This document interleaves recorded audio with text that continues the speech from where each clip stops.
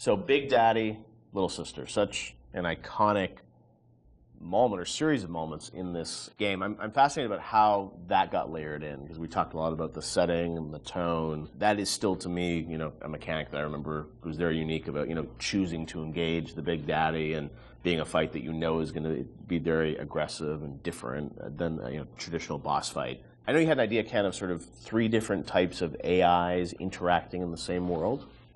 Yeah, we were sort of like I was trying to think of like AIs you hadn't seen before, and this was still pretty early. Like 10 years ago, a lot's changed in 10 years. So like AIs were still pretty much enemies who saw you and came after you. Zigzag, shoot. Yep, and then that was really the focus, is how you make them, use AI better at you. So I started thinking about, are there more primal behaviors to think about? And I was watching a nature show one day, these typical nature shows, and it's like observe the mother tiger taking care of her young, one of those kind of things. And I realized that we don't even need a narrator on those shows. We understand certain behaviors just by looking at them. They're very primal, like somebody protecting their young, the predator-prey behavior. Those things were you don't need dialogue for that. And AIs at that point, we didn't have the ability to do a lot of sort of, smart AI. Yeah. So I said, what if their behaviors are just very primal, and we can model those behaviors? So aggro rules is something we knew we can model, right? How does an AI aggro on you? What are the rules for that? Could they make a aggression display rather than just attack? And can another character appear afraid and hide behind the skirts of another character? And we started talking about these things, and the Big Daddy became very quickly, the actual form of the Big Daddy became very quickly as sort of this protector creature. The Little Sister took a lot longer, ironically, even though it's a much simpler notion in a lot of ways. The initial idea came out of sort of watching a nature show, and we're trying to work within our constraints of we couldn't make super complex AIs.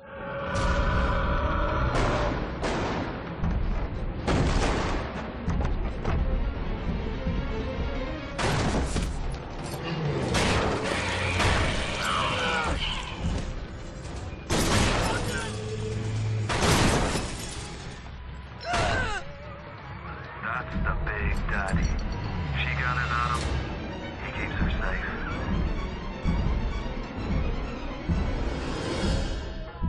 Because when we first got the system up and running, this is before the play test, we weren't really thinking about player facing these things. And we had this entire system set up that completely simulated what would happen. And you'd play through the vertical slice, and you walk into a room and everybody's dead, because the system would work perfectly. And you weren't there to see the fight. Yeah.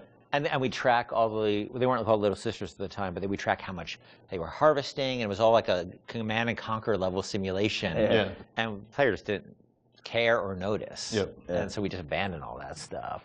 Yeah, so that took us a step towards, how do we present this to the player, then how do we make the gatherers, which we called them at the time before Little Sister design came on, like how do we make them empathetic towards the player? How do we make the player want to engage with that? Because at the time they were just slugs.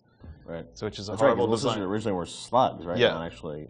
Which is a horrible design in so many ways, because you don't care about slugs, Right. and they're also on the ground, so you don't see them. They're not like at eye level, and they're dark. So But you still have the trailer had like the same, or not the trailer, the demo, or prototype we did. So had the Big Daddy sort of like interacting with the little slug. And Slugs crawl around the Big Daddy? Or no, what? it's this awful that's little mesh. Right. Yeah. It's like a little beetle, sort of. Uh-huh. Yeah. It was terrible. Yeah. And they were protecting. And they had Protecting the beetles. the beetles. What? And, Really? and the it Big was Daddies so had 2 drills. They didn't have a hand, so there's no way they could Right. It's just you know. fascinating because like the Little Sister, it's like there's such humanity in it, which you really connect with. Which seems like you would a think smart that would thing be to the go straight obvious to. thing. Yeah. Yeah. We're not very smart. The idea of sort of choosing to engage the Big Daddy. I mean, when I was first time I played the game, I mean that was always profound. It makes you sort of sit there and like, am I ready for this? And your choice to sort of like the kind of opposite of stealth, like when you want to be discovered. Was that always the mechanic with the Big Daddy? Yeah, that was, the idea was that they would have very particular rules about engaging with you that were entirely dependent on how the threat level towards, not them, towards their creature they were protecting. Yeah, that was set, and then as you worked through it, I'm sure there were conversations about how difficult do we make these fights and sort of the balancing of that, and even, with the game, you don't start off with a Big Daddy fight. It's a little ways into the game until you actually get to that. So that was sure debated. You actually encounter the notion of Big Daddy and little sister many times before you actually are freed into an arena where you can actually fight them. Yeah. You see them Sneaking out, pipes. Yeah. You see them. You see them walking down a hall. You see the first time you see a little sister, she's harvesting, and then you see the big daddy come and protect her. And we realized it was 4 or 5 sequences we had to do to set the stage for these characters. And look, we were hoping they'd be iconic and people would respond to the way they did, because we certainly spent energy on them with the expectation that they'd have an impact that we really just as easily could have turned out that nobody cared. I think the actual very first time, and not a lot of people see it, there's a little sister in the vent in Kashmir restaurant that if you're looking in the right direction at the right time, you'll see her looking at you, and then she'll disappear into the vent. It's the eyes. No, it's the actual mesh. Is it the mesh? Because it was easier to do that Right. than new eyes, but yeah. No! No! No! No!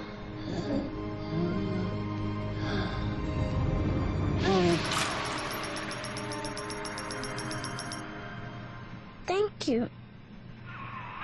The path of the righteous is not always easy. The thing as you play through the game, I think the moments with those sort of encounters certainly stand out to the player. For you guys, as you were developing it, was there a debate about how often to sort of have those encounters? Like how many big daddies would there be? How would that play out? I mean, was that something that sort of changed as you? No, I think we decided there would be 3. I think it was 3 per level. So 3 and 2 in smaller levels. We did have a third big daddy that was mostly finished, but we couldn't make it fun. Like that last 10% of an AI is always like, where's the fun? Like, how do you really make They it put it into, functionality? I think they put it into BioShock too, didn't they? They might have, yeah. They might have. I don't know. But it was fully rigged, fully animated, but we just didn't have the time we needed to really, really polish it. So we ended up shipping with the bouncer and Rosie. Hunting the Big Daddy, that demo was a huge moment, I think, in the game's kind of marketing campaign. And that really, I think, sold the tension of that battle. When you showed that, did the entire game feel like that, or was that really more of just like a vertical slice of what you wanted the game to feel like? That at that point was more what we wanted to feel like, because the Big Daddy had a lot of problems at that point. But we were confident we could do that. Like, we wanted to make sure that was an experience we could deliver on. And it was like it functioned, but it would do really weird things. Like, it had this tendency at the time to, if you did the wrong thing, that it would turn into basically a super ball and start like a tiny little super ball. The Big Daddy would go, turn to a super ball and start bouncing off the ceiling and walls like a million miles an hour. Do you remember why you did that, or what was going on? I'm sure it was some physics bug that And so that actually happened. Sometimes we were doing the demo, and Joe Falstick, who was the guy running the demo with me in Barcelona, was very good at making sure that he turned away from the Big Daddy. Like, oh yeah, I guess we killed the Big Daddy. He must be dying over there. But so all things were functional, but they weren't really. They didn't have all their bells and whistles on yet. It was really good for us because it sort of gave us some confidence that people would respond to just the notion of watching Little Sister and biding your time and choosing your moment. Well, it gave us confidence, but also gave us a tool that the development team as a whole could gather around and say, we want to make it like this. Like, yes, a lot of elements in that demo were scripted, but they provided a framework for us to go back and how do we make that so it's not scripted? How do we make this robust enough so that the player can actually use these systems? Yep. So it was something that we could point to and say, all right, how are we going to do this? Like, let's break it down and let's figure it out. And that was like in September, and actually the game was done in February, March, so we weren't that far off. Yeah. A lot went into it in those final months. But it was a big confidence boost for us because we thought it was the most important thing about the game, besides the world, was this sort of Big Daddy, Little Sister concept. And if people didn't care about it, it would have been a problem for us because we spent a lot of time on it.